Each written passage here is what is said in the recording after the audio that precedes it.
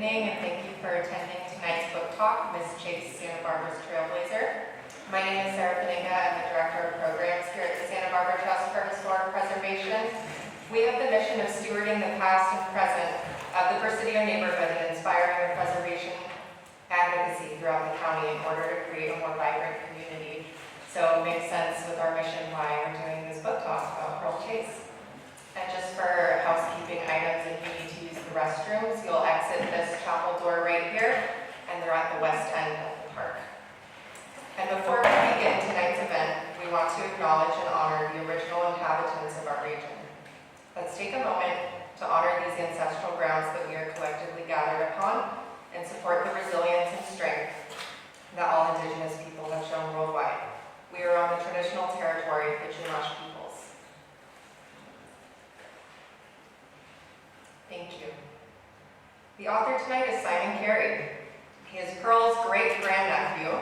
Simon Kerry was born in 1970 and is an author and business owner. He's also the 11th Earl of Kerry. He was educated at Eton College and at Cambridge University, where he was awarded an MA in archaeology. He has an MBA from Holt Ashridge, an MSc in Rural Land and Business Management from the University of Reading, and a PhD in History from the University of East Anglia. He is married and has one child. He lives in Bowood in Wiltshire. His first book is Lansdowne, The Last Great Whig, and it was published by Unicorn Publishing Group in 2017. A limited number of books will be available for purchase after the book talk, so make sure to get your book signed by Simon Kerry before you leave. And also, please enjoy free food and refreshments following the talk, and there will also be a Q&A. It'll be right after that, so stick around. Please join me in welcoming Simon Kerry.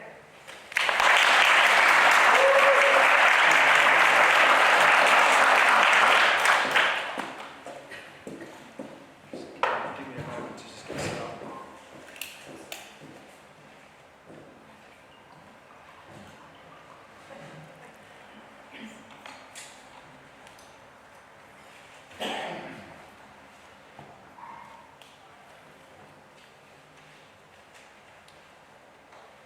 I'm very grateful to all who organised this event and to you all for being here in this special place. Pearl considered the restoration of the Presidio Chapel to be the finest possible memorial to the early founders of Santa Barbara. There were many from the community, old and new, some here this evening, who were willing to give support.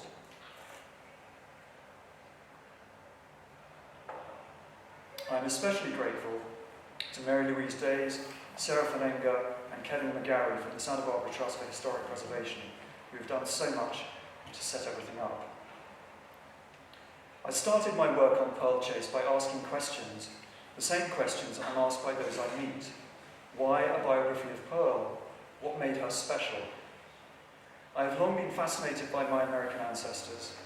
Every family has its high achievers, and Pearl Chase, who was my great-grand-aunt, was her family's preeminent example. One of the concerns a biographer has is insufficient material to work with. I was fortunate that this wasn't so with Pearl. She saved everything. I found a rich resource here in Santa Barbara and in many other states across America. As I set to work, I met many people who'd heard of her and many who hadn't. I wanted to remind people of this remarkable woman and her vision. In 1907, aged 19, on her way home from University California, Berkeley, Pearl stepped off the train in Santa Barbara and had a moment of realization. Looking around, she was ashamed of the city's shabby buildings, dirty streets, and poor landscaping. There and then, she resolved to dedicate herself to making her environment a much better place to live. In one sense, her vision was simple. For people to be happy, they had to live in an uplifting environment, and so they must feel ownership of their communities. Communicate, cooperate, and coordinate were her three watchwords, and where possible, she worked with power rather than against it. Her clear thinking and persuasiveness made even the most hard-headed men come round to her point of view. For over 70 years, her vision endured, and she established herself as Santa Barbara's woman of the 20th century. From championing the rights of Native Americans to town planning, the wilderness conservation, the preservation of California's Spanish heritage, and the spirit of volunteerism, there were few areas of her community's life that Pearl didn't have a hand in shaping. So what can we learn from Pearl, her pioneering activities, and the causes to which she tirelessly devoted herself? What is the enduring legacy of this remarkable woman? We begin with Pearl's extraordinary personality and character, forged within the vibrant, happy household created by her parents. Their strong Baptist faith, ability to rise above adversity, and service within the local community and in business ventures gave Pearl an inner security, strength, and maturity that inspired her constantly to look outwards to others. We see this repeatedly. She's the model of a great leader. Rather than focus on her own achievements, she humbled herself in serving others while tenaciously standing up to prejudice and injustice and dealing with difficulties head-on. This unusually gifted woman with razor-sharp intelligence respected others, whoever they were, whatever their background and faith, listening and caring for them and discerning their needs. She had special respect for women, inspiring, mobilizing, and spurring them to harness their gifts and talents for the good of others. She saw potential in everyone. She was modest, yet could stand up for herself and for causes that energized her. She had boundless energy, but knew when to say no. She had a pioneering spirit and a clear perspective so prescient and relevant today. She commanded authority.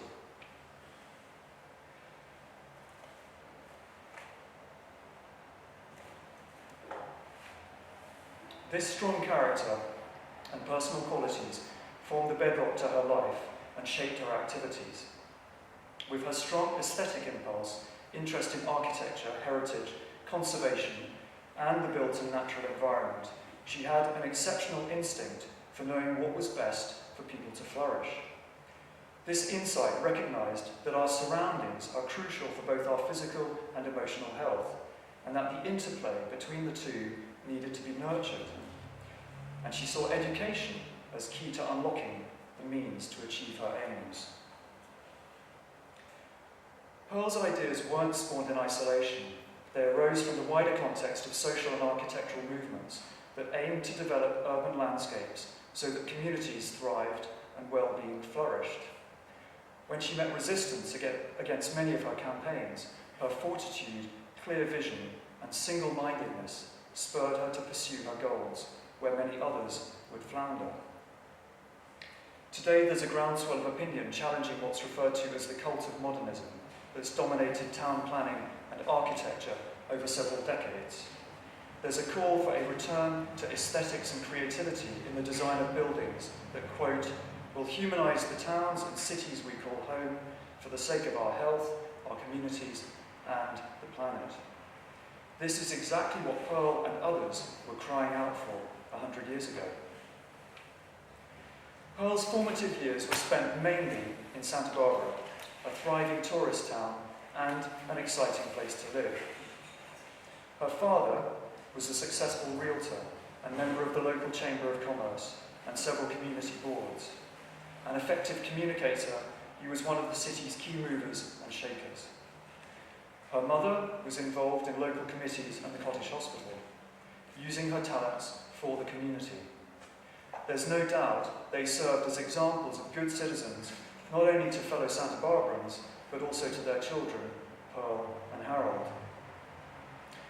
It was in 1905 that Pearl moved from this close-knit family and community to study history at the University of California, Berkeley, for which she received highest distinction in her degree before teacher training. A few years and a near fatal car accident later, Pearl moved into social work, remaining in Santa Barbara. She became involved in projects to improve the local environment, reform industries and the county hospital, and to establish Better Babies Week. She built a recreation centre for young people and applied modern techniques to social planning. Before long, the impact of the First World War brought with it economic difficulties. This didn't deter Pearl. She saw the problems and looked for solutions. Inspired by other US cities, she proposed the creation of a community chest in Santa Barbara, which led to local fundraising organizations forming a financial federation to collect and distribute funds more efficiently. It also encouraged ordinary people to embrace community service as a civic obligation. After the war, a number of altruistic, compassionate and generous philanthropists and cultural leaders settled in Santa Barbara, bringing a can-do attitude. Pearl was buoyed by their desire to build a new world, which chimed with her vision for a better living and working environment. These wealthy incomers not only brought a new way of life and leisure, they acknowledged their civic responsibilities. Undoubtedly, they contributed toward the culture of giving, evident in Santa Barbara today. This new way of living drew upon the talents of artists, architects such as George Washington Smith, cultural educators, designers, and community organisers like Pearl, and stimulated the creation of the Community Arts Association, founded in 1921. With Pearl as its leading light and responsible for writing its constitution and bylaws, it supported many arts, including drama, art, music, and plans and planting. As the Community Arts Association grew in influence, so did the number of members. Its membership read like the who's who of the city. Pearl became the secretary of this and of the Plans and Planting Committee.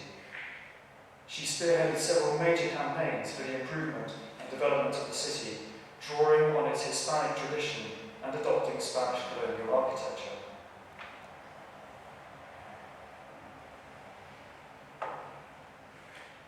Pearl closely followed the Better Homes in America movement that advocated for home ownership and the ability of individuals to live in beautiful surroundings.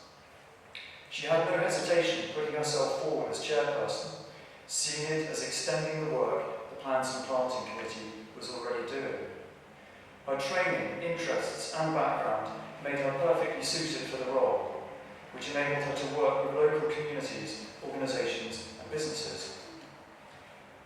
In the fall of 1922, the Community Arts Association secured substantial grants, giving it a stable financial foundation, enabling it to flourish and experiment. It began civic improvements that would serve as a model for other US cities. With sufficient resources, the Plans and Planting Committee was poised to realise its vision. When Santa Barbara's first Planning Commission met in September 1923, Pearl summarised its vision. A city that develops finely should delight the eye, feed the intellect, and lead the people out of the bondage of the commonplace. She entered Santa Barbara for the 1925 Better Homes in America competition, bringing together an executive committee of citizens who represented local government and community organisations. Educating Santa Barbarans about the aims of the Better Homes movement was key. Over 2,500 people attended lectures and discussions, and 3,000 viewed special exhibits presented across the city. During Better Homes Week, the public could view demonstration houses, some of them built and furnished for families of modest means, to show the kind of houses proposed. Pearl and her co-campaigners successfully caught the attention of Santa Barbarans, inspiring them to envision a beautifully designed city of fine architecture and green spaces. Little did they know that it would take a natural disaster for their vision to be translated into reality. On Monday, June 29, 1925, an earthquake measuring 6.3 on the Richter scale ripped through the city, claiming 13 lives. Confronted with a massive rebuilding effort, city leaders looked to the Plans and Planting Committee to advise them.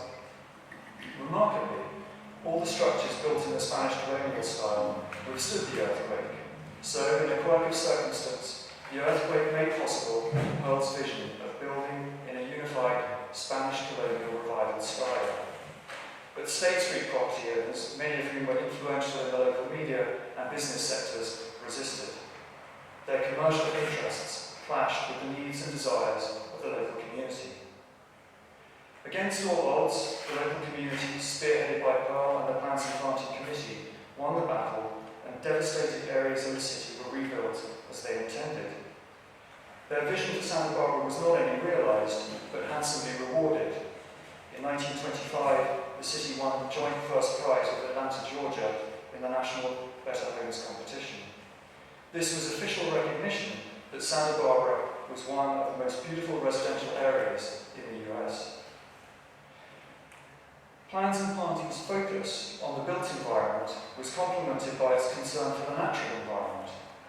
Spurred by Pearl's vision, members organised garden tours, lectures, exhibitions on gardening and landscape design, flower shows, and competitions for floral arrangement and small garden design. Pearl's reputation for successful town planning and positive change was being recognised, aided by the fact that between 1925 and 1942, the city won either first prize or merit in the Better Homes competition 13 times. She was in demand, advising communities beyond Santa Barbara on planning and community betterment. The city was making a vital contribution to the Better Homes movement, influencing the housing and home lives of families throughout America. The city so impressed Herbert Hoover that in 1928 he made a campaign stop at Santa Barbara before going on to win a landslide presidential victory.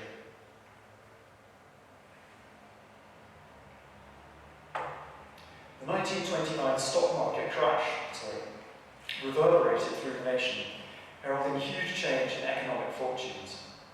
The wealthiest citizens, who benefited so much from post-war recovery and prosperity, found themselves the hardest hit. The well-to-do of Santa Barbara weren't spared. Many sold up, moved or retreated, forced to dismiss the local labour force who had faithfully served them. As America grappled with the Great Depression, the housing crisis was clearly acute. House building had stopped, repairs were unfinished, and slums expanded. Many believed that upturn in construction was key to economic recovery. President Hoover announced a conference on home building and home ownership, primarily to assess the state of housing throughout the US, to highlight problems and to suggest solutions. Several committees were commissioned to carry out research and report to the conference. Between December the 2nd and 5th, 1931, 3,000 presidential invitees with experience in housing from every state gathered in Washington to consider the reports and recommendations of the committees. Pearl was appointed chairman of the Committee on Home Information, Services and Centres. She delivered her report, sharing the platform with other dynamic, high-profile women such as Mrs. Henry Ford, President of the National Farm and Garden Association, and Mrs. John Sippel, President of the General Federation of Women's Clubs.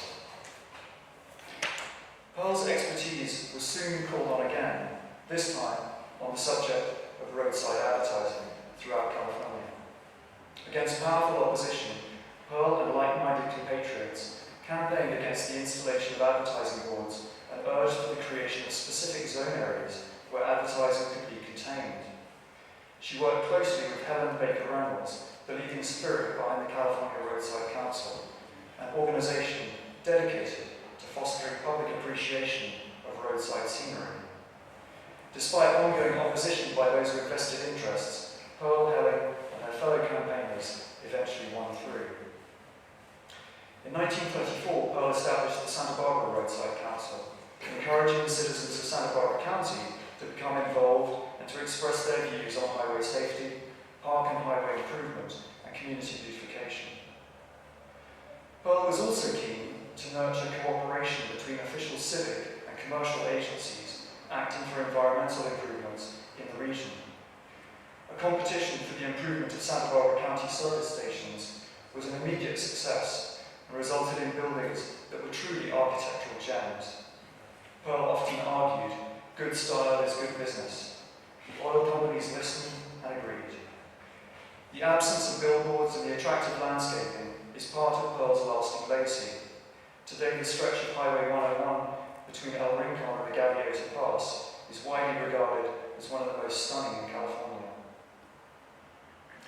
One of Pearl's interests was the conservation of natural resources. She was one of many who challenged unregulated 19th century development and investigated how best to conserve the natural environment.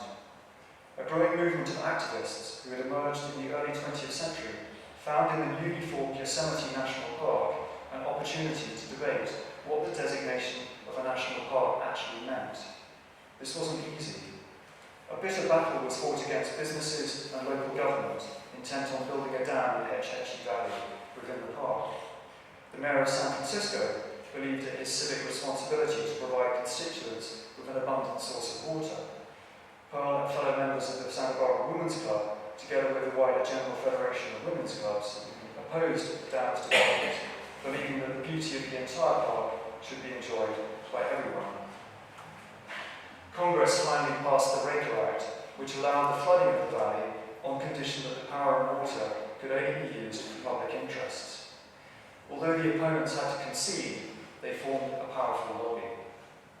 With their vast network, the hiking, outdoor and women's clubs made a significant impact on the conservation movement, promoting the preservation of parks and wildlands. Many women believed that, quote, man the moneymaker had left it to woman the money saver to preserve resources. In 1921, the National Conference on State Parks was convened, its aims chiming with Pearl's interests. She determined to get involved with the California State Park movement. With her influence and expertise recognized, within 8 years she was appointed the director of the National Conference. Fittingly, she also was invited to serve as an advisor to the National Park Service that fostered the growth and unification of the state park system. While Pearl was committed to the wider conservation and state park movement, she continued to devote her time, talents and organisational abilities to Santa Barbara's environmental priorities. She joined the Garden Club of Santa Barbara and Montecito, where she found a network of eager women keen to promote local conservation. Pearl's suggestion that the city should hold a conservation week was enthusiastically met. Her tenacity paid off. She marshalled the efforts of those around her who were buoyed by her ability to bring out the best in others. As with many of her ventures, Pearl saw education as vital. She gained the trust of schools and individuals in producing a lasting educational program and in raising public interest in natural landscape preservation. She organised essay contests, public meetings with guest speakers, and field trips, and wrote articles in the local press. Conservation Week was a great success, so that in 1934 Pearl expanded the campaign. She approached Helen Heffernan, the chief of the California State Division of Elementary Education, who seized the vision and became one of the most active advocates of Pearl's work. Soon the California Conservation Council was established, with Pearl as president, overseeing a committee of experts in conservation. The council administered the annual Conservation Week.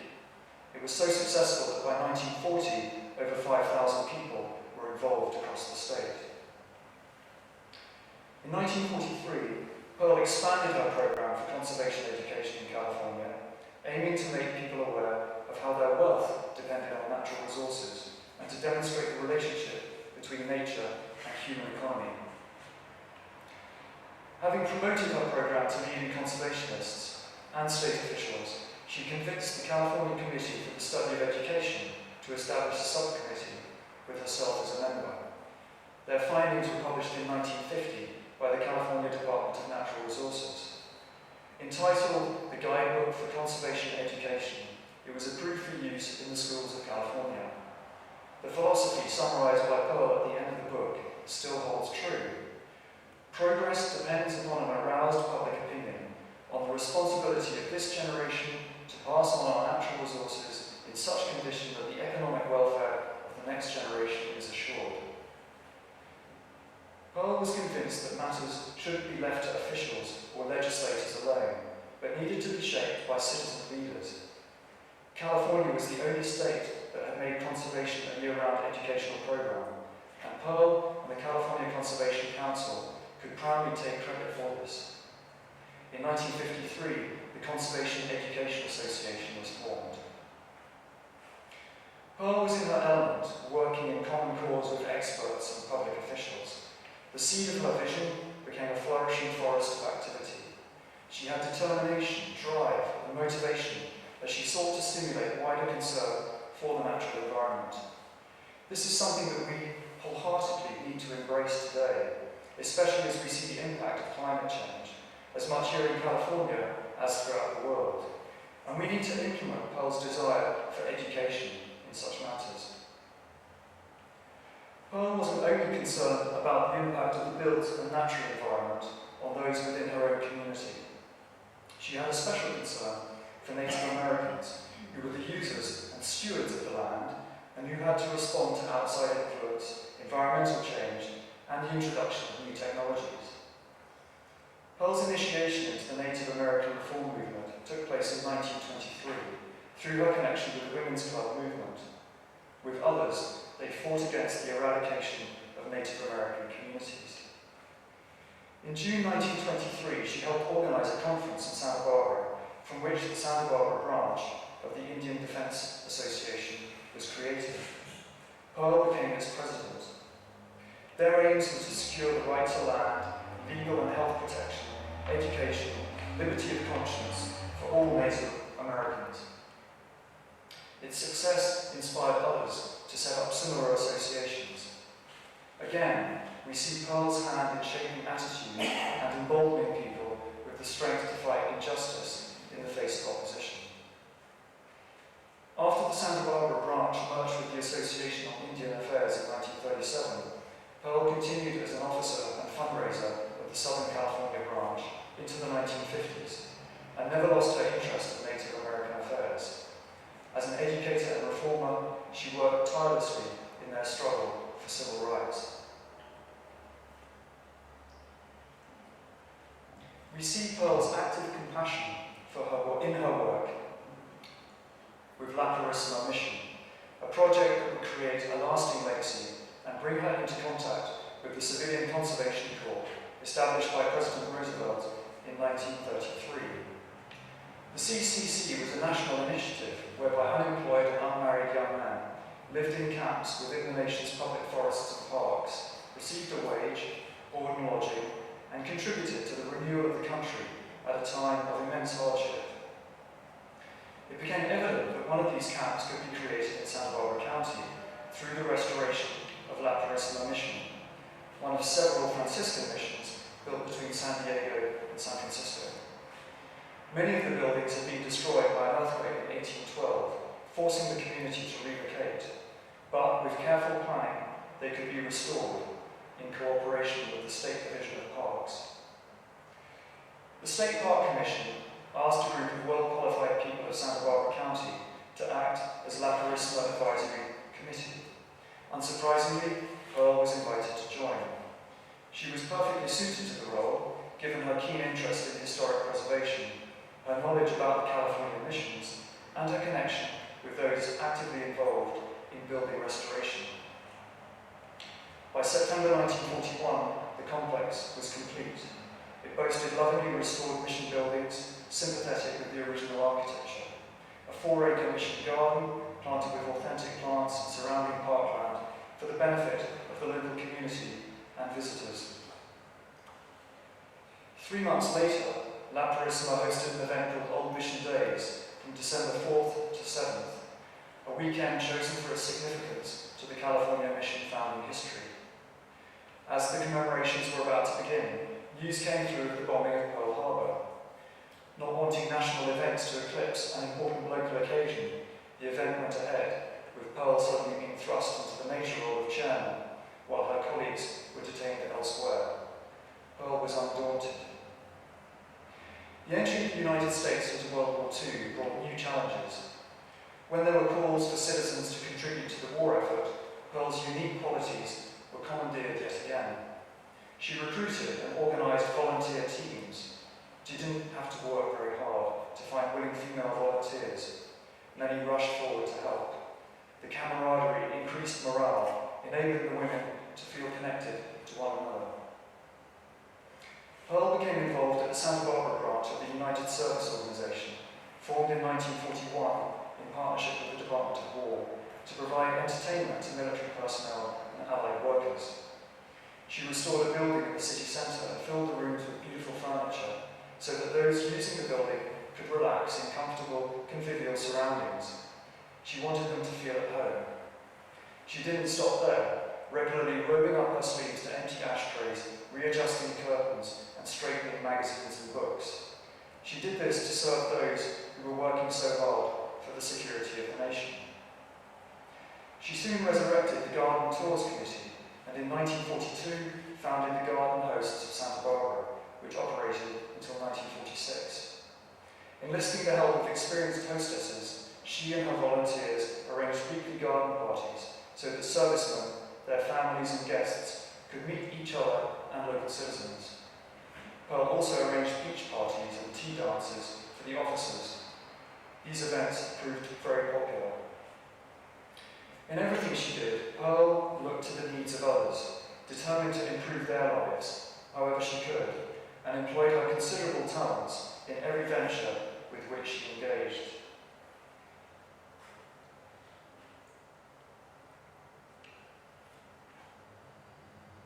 From the end of the war to 1950, the population of Santa Barbara surged by 10,000. New residential and commercial developments were planned, and Pearl was regularly called upon by individuals and public officials who trusted her expertise on the built and natural environment. She was dismayed by some of the proposals to develop Santa Barbara in modern style, but she was dismayed a betrayal of the commitment to the city's predominant architecture.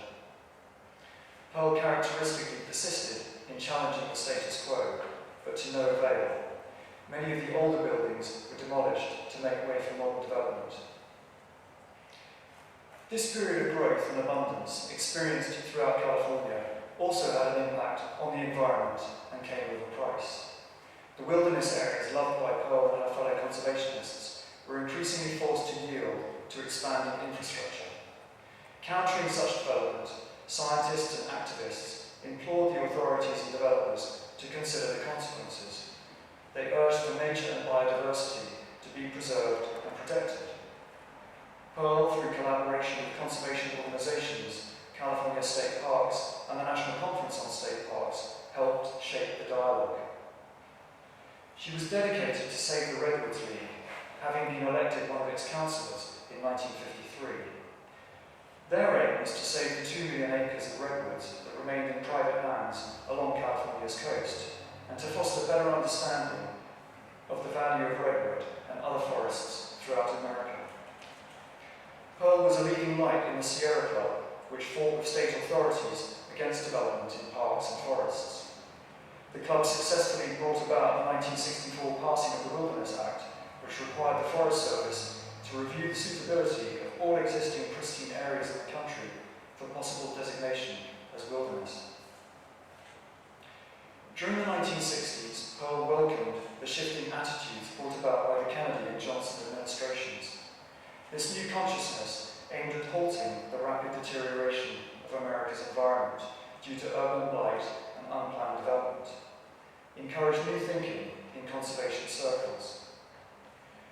Conservation policies established during the Kennedy administration were advanced when Johnson became president. He boldly declared that the beautiful land he dreamed of wasn't to be a luxury for the fortunate, but a birthright for every American, an aspiration he shared with the First Lady. His work brought him national recognition in conservation circles, Pearl in particular feeling he'd achieved leadership in that area that few others in his position had ever attempted. What Pearl and others had been tirelessly advocating for locally was finally find expression nationally. In 1965, the Congress on Conservation and Restoration of Natural Beauty saw Johnson proposing a new kind of conservation that would emphasize restoration and innovation and instill an active concern for the values of beauty into all aspects of urban planning. To further his aims, he organised a White House conference on natural beauty, inviting 800 delegates from across the nation to participate, present papers, and share valuable knowledge gained from experience of active conservation work. Pearl was an honoured guest. Representing the Roadside Council on the Scenic Roads and Parkways panel, she presented the panel's recommendations to the President at the final conference session. Her input, as well as that from other delegates, was vital in shaping policy and future directions. was the conference's success, it was a watershed, forming a bridge between traditional conservationism and the new environmentalism. It enlivened the California roadside reform movement, which since the end of the 1930s had fought a tough battle against the billboard barons and their supporters. Through letter writing, petitions, lobbying and education, Pearl and her co-activists were justifiably proud of their achievements. But it came with a price. They faced blatant and belittling sexism. Even the president's wife wasn't immune. When her husband signed the Highway Beautification Act in 1965, some senators derogatively nicknamed it Lady Bird's Bill and described it as a frivolous frill and a woman's whim. Pearl and other Santa Barbara activists weren't cowed by the senseless sentiments of their detractors. Inspired by the National Beautification Movement, in 1965 they formed a non-profit organisation called Santa Barbara Beautiful. They invited civic groups and local citizens to join them in a city enhancement programme which complemented the conservation efforts of the government. Having gathered a group of motivated volunteers, the activists led the organisation to success, seeing it grow and inspired others to become involved. They were indebted to Pearl, who invigorated them with her enthusiasm and continued to offer valuable advice.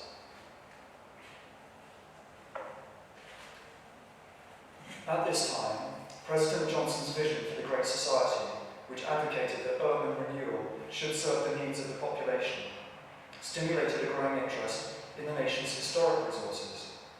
In 1966, Congress passed the National Historic Preservation Act, legislating that each state could or would have its own historic preservation office. This chimed with the vision that had kept Pearl and her fellow campaigners active for so long. They continued to champion Santa Barbara's historic buildings, opposing demolition in the name of progress.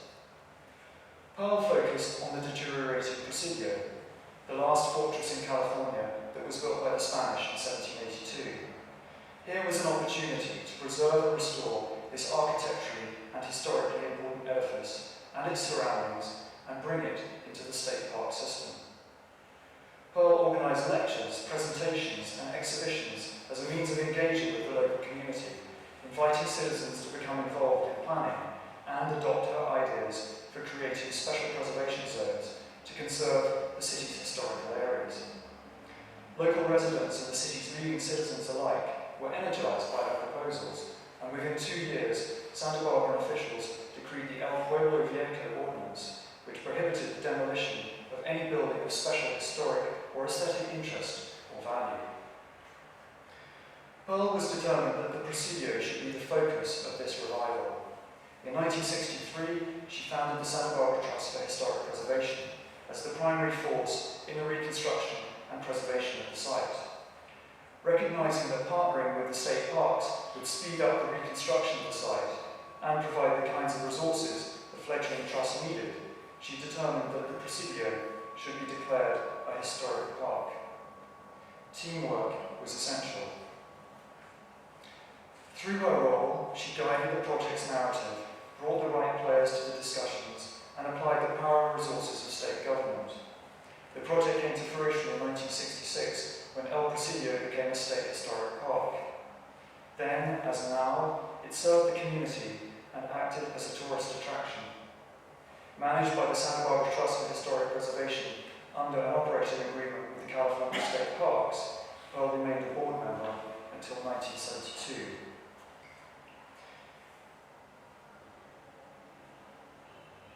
In the late 1960s, Pearl turned her attention to problems becoming apparent in the San Rafael Wilderness, located 12 miles north of Santa Barbara.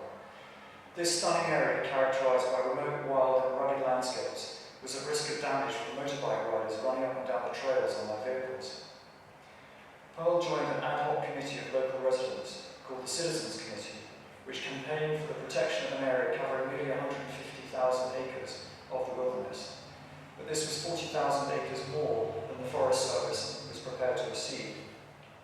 It took a public meeting and consultation period for the Forest Service to capitulate in the face of the overwhelming evidence that the majority of locals supported a larger area of protection.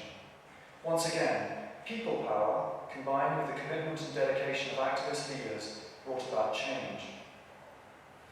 Disenchantment with environmental neglect found expression in 1969 when an environmental disaster hit. A blowout on an oil rig 5.5 miles off the coast of Santa Barbara led to 3 million gallons of crude oil being spilled into the channel and onto the beaches of Santa Barbara County. The cleanup involved hundreds of volunteers and took workers months to complete. It cost millions of dollars. The anguish felt by local residents coping with the disaster galvanized some of them into activists working to protect the environment. One of them, Bárbara, was a former president of the Santa Barbara Beautiful organization and known to Pearl. He founded Get Oil Out, or GOO.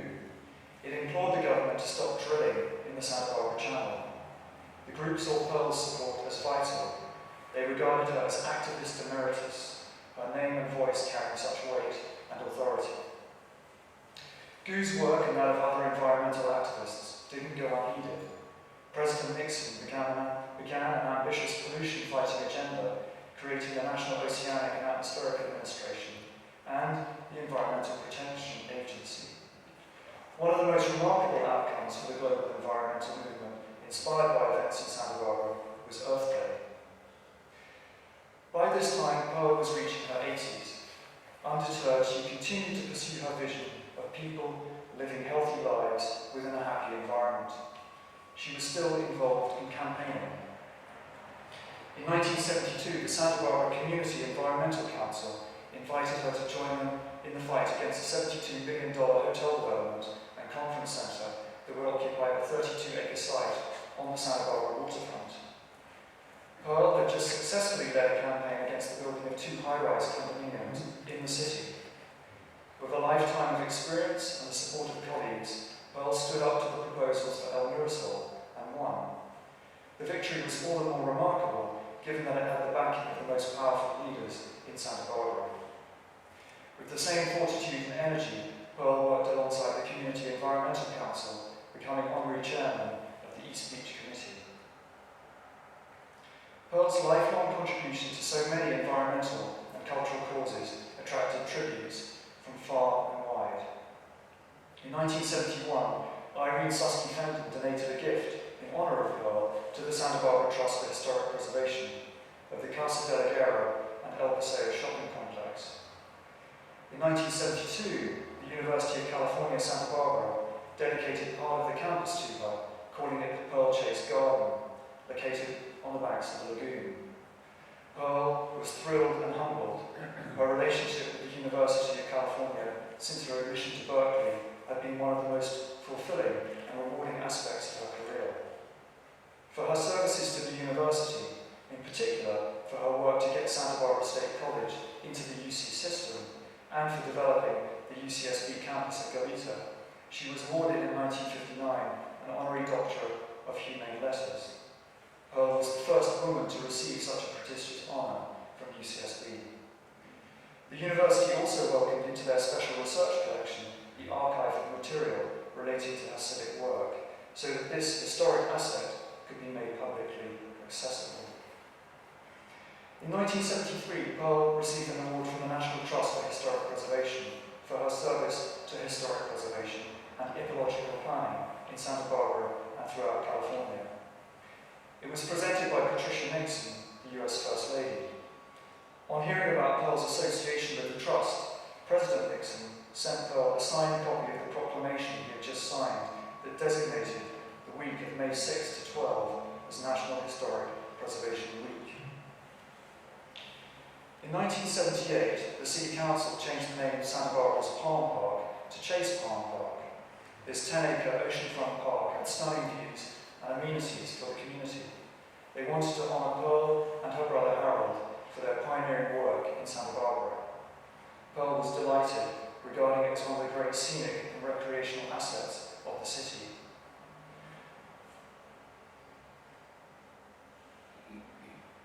Pearl spent her final years surrounded by friends, admired by her community, and honoured by her state and country. She continued to attend committee and public meetings until her final days with boundless energy and dedication. On Wednesday, October 24, 1979, after 2 mild strokes, Pearl died quietly at home weeks before her 91st birthday. The accolades flowed, recognizing the magnificent contribution she had made. Her legacy remained strong. Pearl's memory is kept alive through the many organizations that she influenced. A group of devoted, enthusiastic Santa Barbaran women, known as Pearl's Girls, have been the most dynamic. By perpetuating Pearl's ideals and values for community benefit, these volunteers, all involved in public service and leadership, were inspired by Pearl in achieving so much themselves in the fields of conservation, preservation and planning. Like Pearl, they were willing to be activists, caring about the community and its people. They credited Pearl for changing their lives and teaching them leadership skills. Among their most notable achievements was their leadership at the Santa Barbara Trust for Historic Preservation. Raising $4,700 in 1982, they installed a permanent memorial to Pearl and her brother at Chase Palm Park. In 1995, another group of like-minded individuals established the Pearl Chase Society. This continues to advance and enlarge upon Pearl's founding vision. Their dedication has perpetuated Pearl's legacy, seen in the open spaces and fine buildings, making Santa Barbara a unique American city and enabling residents to have a better quality of life. Pearl's environmental work has left a great legacy. The absence of billboards and restriction of advertising in Santa Barbara continues. The campaigns Pearl organised through the California Conservation Council quickened the modern environmental movement by raising public awareness of environmental issues. Today, California is implementing some of the best environmental education in the country. Where the Conservation Council pioneered, new organisations are now connecting education, environment and community, inspiring them with a modern vision. Pearl's contribution to the state park system and historic preservation is seen in the success of La Purísima and El Presidio de Santa Barbara. Her memory continues to inspire action. By adding her voice and finances to campaign to support Native Americans, she helped change the way grassroots organisations address national, state and regional issues. The Association on American Indian Affairs continues to advocate on issues that support sovereignty and culture. In 1965, Newton Drury, the fourth director of the National Park Service, said of Pearl, "Probably no other person in the United States, over so long a period of years, has been as effective as Pearl Chase in awakening the American consciousness to the need of conservation in all its phases."